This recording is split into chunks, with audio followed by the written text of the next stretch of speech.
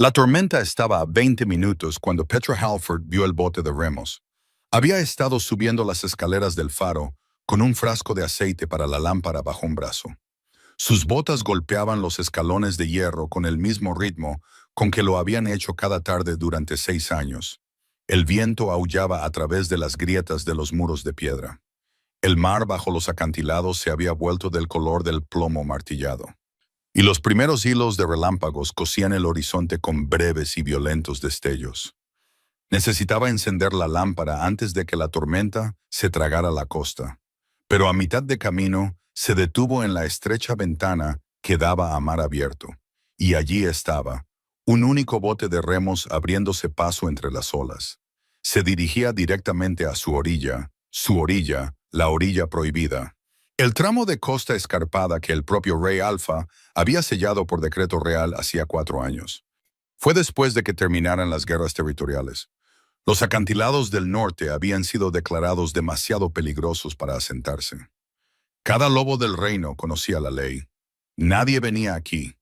Se suponía que nadie debía venir aquí, pero alguien lo estaba haciendo. Petra apretó la frente contra el cristal frío y entrecerró los ojos a través de la bruma. Una figura de hombros anchos. Tiraba de los remos con una potencia firme y deliberada. Sugería que no luchaba contra la corriente, sino que se negaba a reconocer su existencia. Sin barco de escolta, sin bandera, sin farol en la proa. Solo un hombre remando solo hacia una tormenta. Hacia una orilla en la que no tenía nada que hacer. Debería haberlo ignorado. Debería haber subido el resto de las escaleras, encendido la lámpara y dejado que el mar se encargara de cualquier tonto que hubiera decidido desafiar un vendaval en un bote de madera. Para eso era el decreto. Eso era lo que le habían enseñado 6 años de aislamiento. Las decisiones de otras personas no eran su responsabilidad, pero sus manos ya estaban dejando el frasco de aceite. Sus pies ya la llevaban de vuelta escaleras abajo. Se dijo a sí misma que era por una razón práctica. Si él volcaba cerca de las rocas, los restos bloquearían el canal de marea que usaba para recoger madera flotante. Eso era todo. El viento la golpeó como un muro cuando abrió la puerta del faro. La bruma salada le picó en las mejillas y le pegó mechones de pelo dorado leonado a la cara. El resto de su cabello seguía recogido en la gruesa trenza que colgaba sobre un hombro. Se ajustó más el abrigo impermeable y bajó por el sendero del acantilado. Sus botas encontraban las ranuras familiares en la piedra solo por memoria. Para cuando llegó a la estrecha franja de arena negra en la base de los acantilados, el bote estaba lo suficientemente cerca como para verlo con claridad. Era alto. Eso fue lo primero. Incluso sentado e inclinado hacia adelante, con cada remada, su envergadura era inconfundible. Hombros anchos, antebrazos musculosos expuestos donde se había remangado las mangas. Manos que se aferraban a los mangos de los remos como si hubieran sido hechas para ese tipo de trabajo. Su cabello era negro azabache, lo suficientemente largo como para llegar a sus hombros. Estaba recogido y atado en la nuca, aunque el viento había soltado varios mechones sobre su rostro. Su mandíbula estaba tensa. Sus ojos estaban fijos en la orilla, en ella. Algo se movió en el pecho de Petra. No era alarma, ni exactamente reconocimiento. Era algo más profundo, algo que zumbaba bajo sus costillas, como una nota grave tocada en una campana que no sabía que estaba allí. Apretó la palma de su mano contra su esternón y frunció el ceño. El bote raspó la arena, guardó los remos y salió de un solo movimiento fluido. Arrastró la proa playa arriba, con un solo tirón, antes de que la marea pudiera llevársela de vuelta. Luego se enderezó y por primera vez ella vio sus ojos, de un profundo color ámbar, el color de la luz del fuego atrapada en un cristal. El zumbido en su pecho se intensificó. «Estás en propiedad privada», dijo Petra. Su voz sonó más firme de lo que se sentía, lo cual era un logro. «Esta orilla está sellada por decreto real. Date la vuelta». Él la estudió por un largo momento. La lluvia comenzaba a caer, gotas gordas y frías que golpeaban la arena como pequeñas detonaciones. Su mirada se movió de su rostro al faro en lo alto del acantilado, y luego de vuelta a ella. Algo parpadeó detrás de esos ojos ámbar. No era sorpresa, Era algo más silencioso. Sé lo que dice el decreto. Su voz era grave, áspera en los bordes, como piedra pulida por el agua, pero no del todo terminada. Yo lo escribí. Las palabras cayeron como un peso físico. Petra lo miró fijamente. El viento gritaba entre los acantilados. Un relámpago partió el cielo detrás de él, y en el breve destello blanco, vio lo que se había perdido antes, el sello grabado en el cuero de su cinturón, un lobo y una corona entrelazados. La marca del rey alfa del dominio occidental, Idris Lockmore, el rey que había sellado su costa, el rey que con un solo decreto convirtió su hogar en un lugar que el resto del mundo tenía prohibido tocar. Y él estaba de pie en su playa, solo, en medio de una tormenta. ¡Tú! Ella dio un paso atrás. El zumbido en su pecho se había convertido en un rugido, una profunda resonancia que vibraba a través de sus huesos, como las olas golpeando el acantilado durante la marea alta. Apretó con más fuerza su esternón. No puedes estar aquí. Y sin embargo, él inclinó la cabeza ligeramente, la lluvia corriendo por su rostro. No hizo ningún movimiento para limpiarla. Aquí estoy. ¿Por qué? La pregunta salió más cortante de lo que pretendía. Pucha, pero había pasado 6 años sola en esta orilla, cuidando una lámpara que guiaba a los barcos lejos de las rocas que partirían sus cascos. Y en todo ese tiempo, ni una sola alma había venido.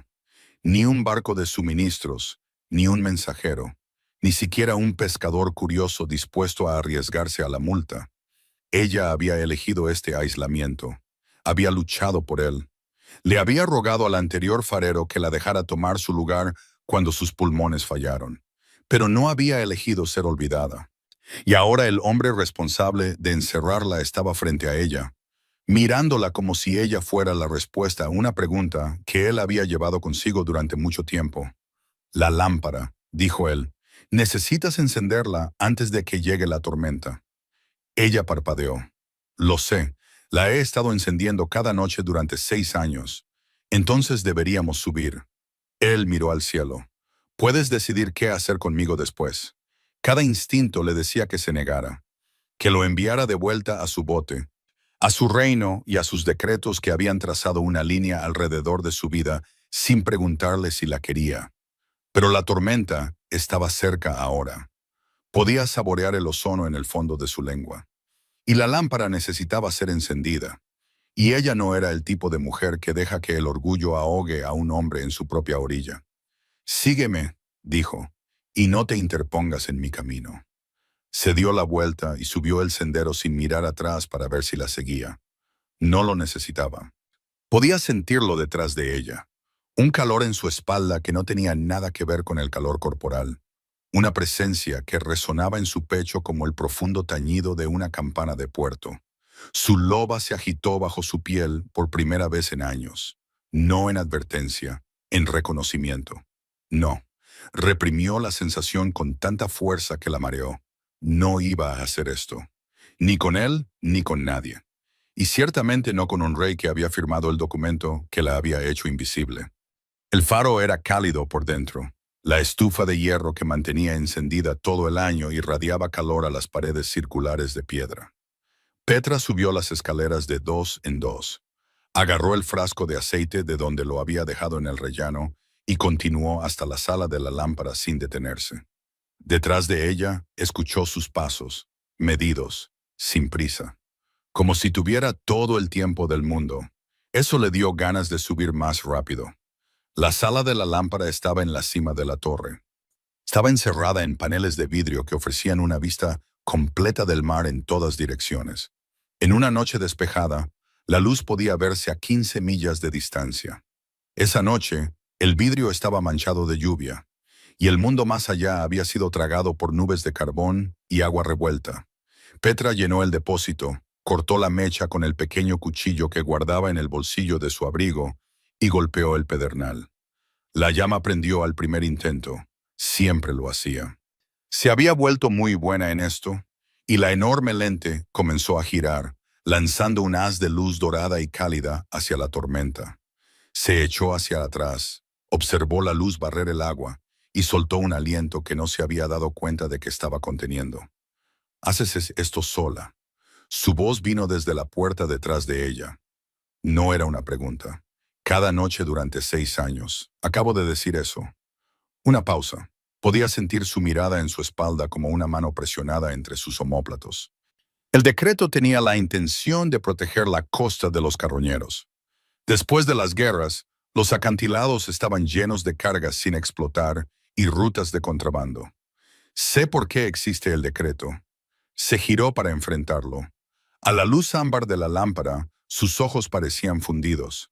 La resonancia en su pecho pulsó. Lo que no sé es por qué estás aquí. Las cargas se retiraron hace 2 años.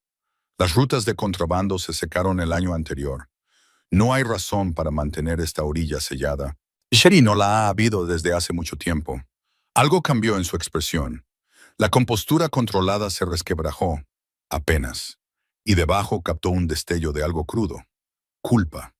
Lo sé, dijo en voz baja. Entonces, ¿por qué no lo has levantado? No respondió de inmediato. En cambio, se movió hacia uno de los paneles de vidrio y miró la tormenta.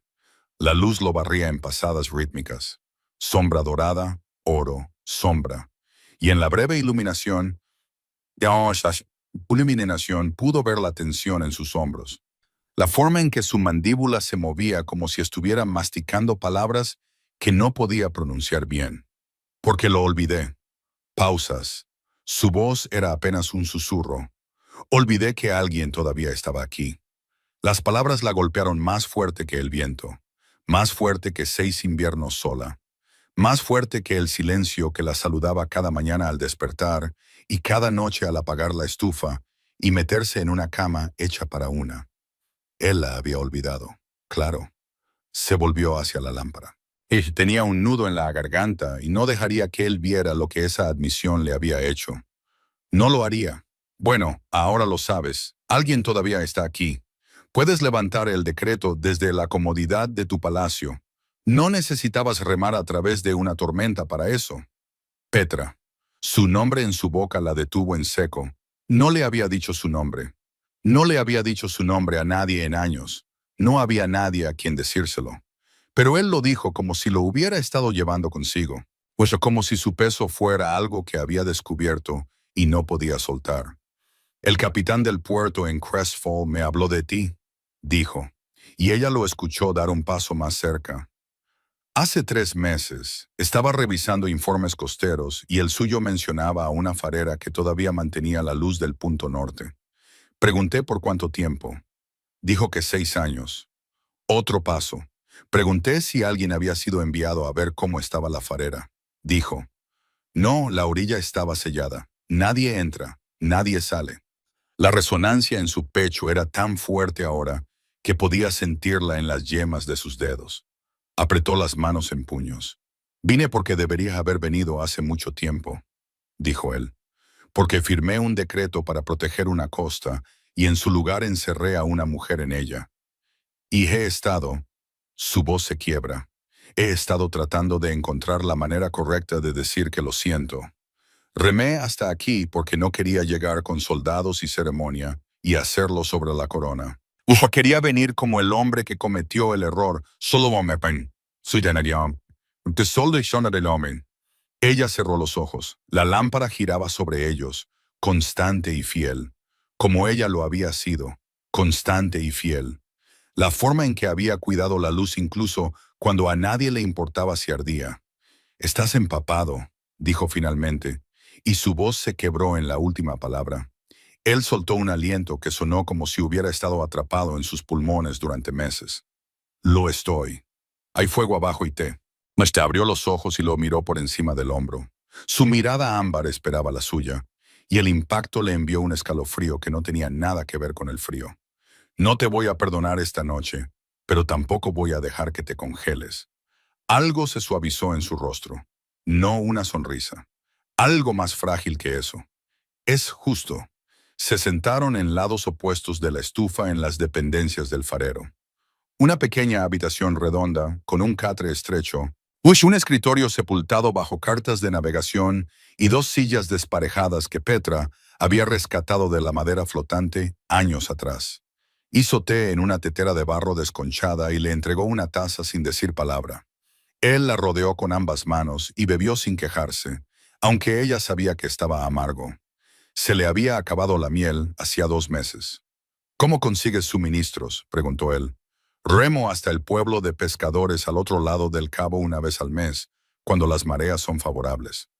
Ella se recostó en su silla. Saben que estoy aquí, no hacen preguntas.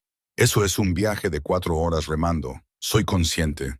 Su mandíbula se tensó. Ella observó el músculo flexionarse bajo su piel húmeda por la lluvia y sintió la resonancia pulsar en respuesta. Se estaba volviendo más difícil de ignorar. Cada vez que él hablaba, cada vez que se movía, el zumbido en su pecho se profundizaba. No era desagradable, pero sí insistente. Como si el propio mar intentara decirle algo que no estaba lista para escuchar. El decreto será levantado en una semana, dijo él. Enviaré un mensaje tan pronto como regrese. Y el faro se queda, si lo quieres. La miró por encima del borde de su taza. Este es tu hogar, Petra. No te lo voy a quitar. Estoy abriendo la puerta por la que siempre deberías haber podido pasar. Ella miró el fuego. Las llamas crepitaban y chisporroteaban, y en algún lugar muy por debajo de ellos, el mar se lanzaba contra los acantilados con un sonido como un trueno lejano. Había pasado tanto tiempo definiéndose por este lugar, por la lámpara, por la luz, por el ritmo solitario de cuidar algo que importaba, incluso si nadie lo veía, que la idea de que la puerta estuviera abierta le dolía en el pecho con algo peligrosamente cercano al miedo. Yo elegí esto, dijo en voz baja. Cuando el último farero murió, pedí tomar su lugar. Tenía 17 años. Mi manada acababa de disolverse. Una disputa fronteriza, tierras confiscadas, familia dispersa. No tenía a dónde ir y el faro necesitaba a alguien. Se detuvo, tragó saliva. Fue la primera vez que algo me necesitó. Pausas. Él dejó su taza. Sus manos estaban firmes, pero sus ojos no. A la luz del fuego, el ámbar se había oscurecido a algo más parecido al cobre bruñido, y la emoción en ellos era tan cruda que tuvo que apartar la mirada. Algo todavía te necesita, dijo él. Las palabras fueron ásperas, sin pulir. Pues sí, como si no hubiera planeado decirlas y hubieran salido de todos modos. Ella volvió a mirarlo. ¿El faro? No. Él sostuvo su mirada, y la resonancia entre ellos creció hasta que pudo sentirla en las paredes, en el suelo, en los huesos de la propia torre. Un profundo zumbido oceánico que coincidía con el ritmo de las olas afuera.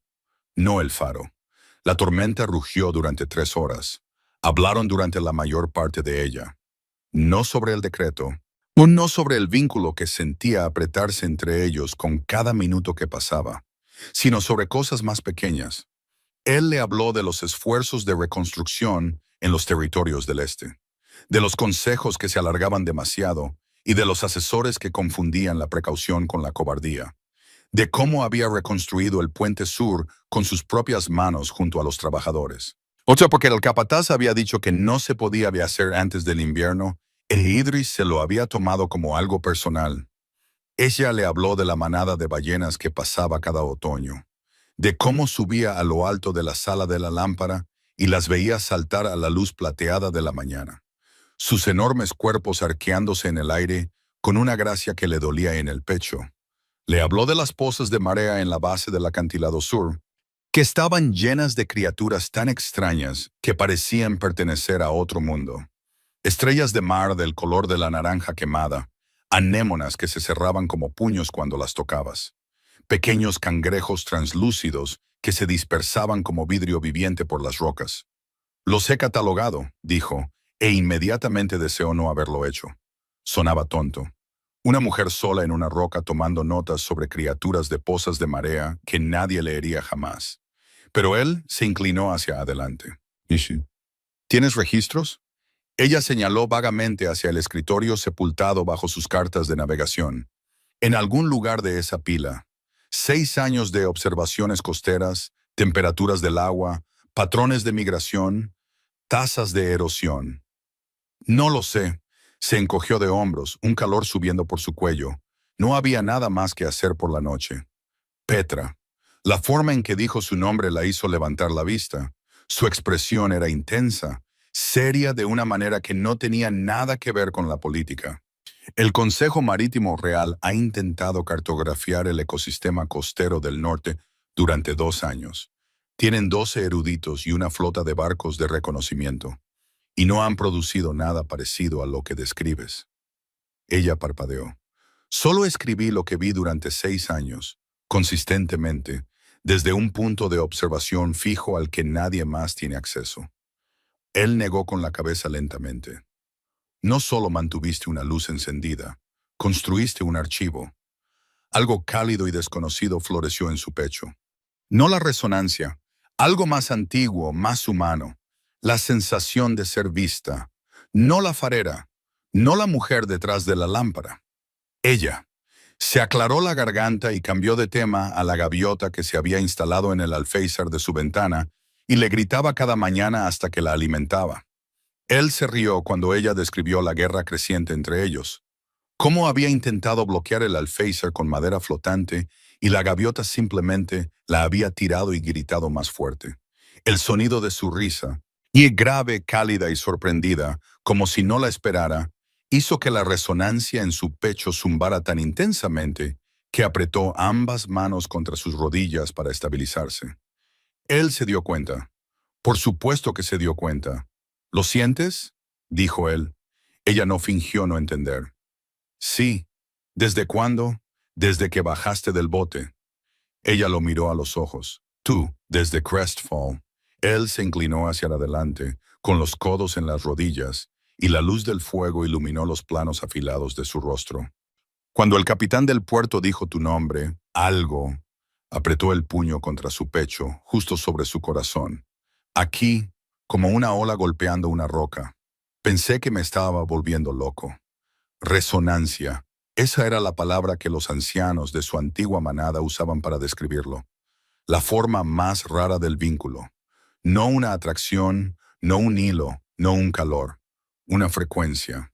Dos lobos cuyas naturalezas vibraban en el mismo tono. De modo que cuando uno hablaba, el otro lo sentía en sus huesos. No podía fabricarse. No podía fingirse. Y no podía ignorarse, sin importar cuántas millas de costa sellada pusieras entre ellos. No voy a dejar el faro, dijo Petra. Las palabras salieron feroces, casi desafiantes, porque lo que más temía en ese momento no era el vínculo. Era la posibilidad de que el vínculo le pidiera que se convirtiera en alguien que no era. No voy a cambiar esto por un palacio.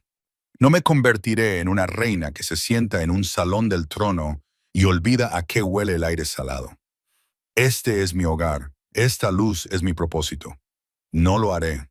Petra.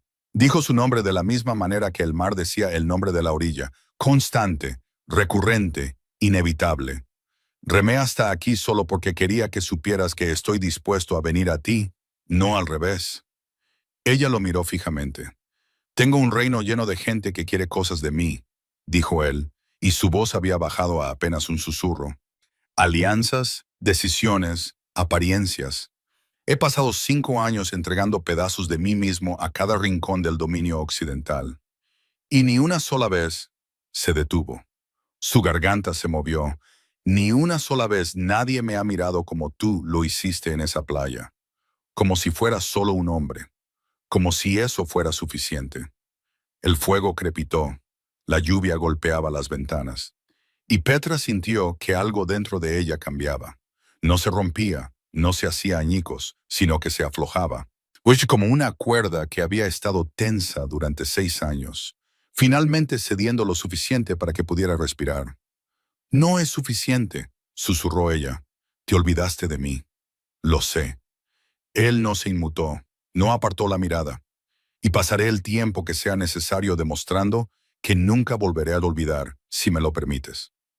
Ella no respondió, no con palabras. Se levantó, cruzó la pequeña distancia entre ellos y se sentó en la silla junto a la suya, sin tocarse, pero lo suficientemente cerca como para que la resonancia entre ellos se convirtiera en una única nota ininterrumpida, profunda, constante y segura, como el haz del faro girando sobre ellos en su arco infinito y fiel. Se sentaron así durante mucho tiempo. hombro con hombro, mirando el fuego, dejando que la tormenta hiciera su trabajo afuera, mientras algo más silencioso y poderoso se construía entre ellos adentro. Casi amanecía cuando la lluvia finalmente cesó. Petra subió las escaleras para revisar la lámpara. Hábito, memoria muscular, lo que su cuerpo hacía sin que se lo dijeran. Él la siguió, y esta vez no le molestó el sonido de sus pasos detrás de ella. La sala de la lámpara estaba en silencio después de la tormenta. Los paneles de vidrio manchados de sal seca, la llama ardiendo bajo mientras la primera luz gris de la mañana se deslizaba por el horizonte. Se acercó al ajustador de la mecha. La mano de él ya estaba allí. Sus dedos se tocaron y la resonancia detonó. Fue como si todo el océano la atravesara de golpe. No fue doloroso, ni abrumador, pero fue inmenso. Un sonido por debajo del oído y una sensación más allá de las palabras que comenzó en su pecho y se irradió hacia afuera, hasta que cada nervio de su cuerpo zumbaba al mismo tono que el de él. Ella jadeó. Su mano tembló contra el ajustador de latón y los dedos de él se curvaron alrededor de los suyos, cálidos, firmes, anclándola. Petra. Su voz estaba rota, cruda. Ella levantó la vista y encontró sus ojos ámbar a centímetros de los suyos, y todo lo que había en ellos, el deseo, la reverencia, la cuidadosa y aterrorizada esperanza, le cortó la respiración. Él la besó, no con desesperación, no como un rey reclamando algo que le pertenece. Lo hizo lenta y deliberadamente, como si estuviera aprendiendo la forma de su boca y guardándola en su memoria. Su mano libre se levantó para acunar su mandíbula. Su pulgar rozó la sal seca por la lluvia de su mejilla, y la delicadeza de ese gesto, la pura y devastadora ternura, abrió algo dentro de ella que había sellado mucho antes de que él sellara la orilla. Ella le devolvió el beso, feroz, segura. Sus dedos se enroscaron en la parte delantera de su camisa húmeda y lo atrajo más cerca, y la resonancia entre ellos cantó. No zumbó, no pulsó, sino que cantó. Un sonido como si el propio faro resonara con una frecuencia para la que había sido construido. O que cuando finalmente se separaron, el sol rompía el horizonte. La luz naranja y dorada inundó los paneles de vidrio e incendió la sala de la lámpara de color. Y Petra se quedó en el centro, con la frente apoyada en la de él, respirando con dificultad, su mano todavía aferrada a su camisa. «Todavía estoy enfadada contigo», murmuró. Sus labios se torcieron. «Lo sé. Y todavía no voy a dejar el faro. Nunca te lo pediría. Y si tu consejo se opone a que el rey Alfa reme hasta un acantilado para visitar a una mujer que habla con gaviotas y cataloga pozas de marea, entonces mi consejo puede aprender a remar». Lo dijo simplemente, sin dudarlo, y la certeza en su voz hizo que su respiración se entrecortara. No la certeza de un rey dando una orden, la certeza de un hombre que ya había tomado su decisión y simplemente esperaba que ella la creyera. Se apartó lo suficiente para mirarlo. Sus ojos ámbar brillaban con el amanecer, y la expresión en su rostro era algo que nunca había visto dirigido hacia ella antes. No solo de él, de nadie, como si ella fuera la luz. «Entonces quédate», dijo ella. «Quédate hasta que cambie la marea. Y cuando vuelvas, porque volverás, trae miel. Llevo 2 meses sin ella». Él se rió. Ese mismo sonido grave y sorprendido, como si la alegría lo pillara desprevenido. Apretó sus labios contra la frente de ella. Y la resonancia se asentó en algo cálido y constante, como brasas en una estufa que no se apagarían. «Traeré miel», dijo contra su piel, «y volveré cada vez que la marea lo permita, y a veces cuando no lo haga». Esa no es una promesa de un rey, Petra. Es una promesa del hombre que remó a través de una tormenta, porque el mar le dijo que estabas aquí. Ella cerró los ojos, se dejó apoyar en él. Dejó que el calor de su pecho y el tamborileo constante de su corazón y el profundo zumbido resonante del vínculo la envolvieran, como algo que no sabía que había estado esperando. No un rescate, no una salvación, solo presencia, solo alguien que elige venir. 3 meses después, el decreto no fue simplemente levantado, fue reescrito. La costa del Punto Norte fue declarada territorio protegido bajo la administración directa de su farera, con líneas de suministro completas restauradas. Cuesta un canal portuario despejado para un acercamiento seguro y una pequeña cabaña de piedra construida en la base del acantilado junto al faro. 2 habitaciones en lugar de una.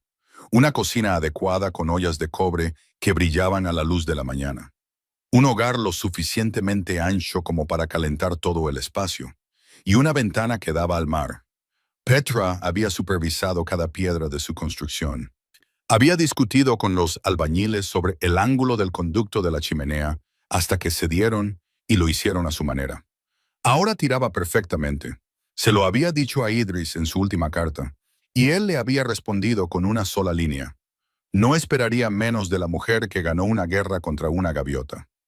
Petra estaba en la puerta de la nueva cabaña en una mañana tan clara que el horizonte parecía una línea dibujada con tinta. Neto observaba la forma familiar de un bote de remos surcando un agua que, por una vez, estaba tranquila como un espejo. No siempre venía en bote. El camino desde la capital había sido despejado y pavimentado, y la mayoría de los días sus asesores preferían que tomara el carruaje. Pero en mañanas como esta, cuando el mar estaba en calma y el aire sabía a sal y a posibilidad, él remaba. Le había preguntado una vez por qué todavía lo hacía. Él la había mirado con esos ojos ámbar y había dicho, porque así fue como me conociste, no a la corona, al hombre. El bote raspó la arena. Salió, lo arrastró playa arriba con el mismo tirón de un solo brazo que todavía le revolvía el estómago después de 3 meses, y comenzó a subir el sendero del acantilado con un saco de lona sobre un hombro. Ella lo encontró a mitad de camino, con los pies descalzos sobre la piedra, sus trenzas balanceándose, y el verde mar de sus ojos capturando la luz de la mañana. Él dejó caer el saco, le tomó la cara entre las manos y la besó, larga, lenta y profundamente, como siempre la besaba, como si cada vez fuera la primera vez, y no pudiera creer su suerte. Miel, murmuró contra sus labios. ¿Qué? Se agachó y sacó un frasco del saco, dorado, espeso, sellado con un paño y un trozo de cordel. Dijiste que trajera miel. Petra se rió. El sonido se extendió por el agua, rebotó en los acantilados y dispersó una bandada de gaviotas de la barandilla del faro. E Idris la observó con una expresión que ya no se sorprendía por la alegría, sino que había aprendido a esperarla. «Entra», dijo ella, tomando el frasco y su mano en el mismo movimiento. «La tetera está puesta». Él la siguió por el sendero de la misma manera que la había seguido esa primera noche, constante, sin prisa, como si tuviera todo el tiempo del mundo. El faro se alzaba sobre ellos, su lámpara oscura a la luz del día, pero lista, siempre lista para arder cuando llegara la noche. Y muy abajo, el mar golpeaba los acantilados con su ritmo antiguo y constante. La misma resonancia profunda que zumbaba entre 2 lobos que se habían encontrado. No a través de la ceremonia, ni de la conquista, ni de la mano gentil del destino, sino a través de una tormenta. Un decreto roto y la obstinada y luminosa negativa de una mujer que mantuvo la luz encendida cuando todo el mundo le decía que nadie estaba mirando. Alguien había estado mirando, simplemente aún no lo sabía, pero lo sabía ahora. Y con cada marea que cambiaba, con cada amanecer que teñía de oro la costa del Punto Norte, él regresaba. No como un rey, sino como suyo.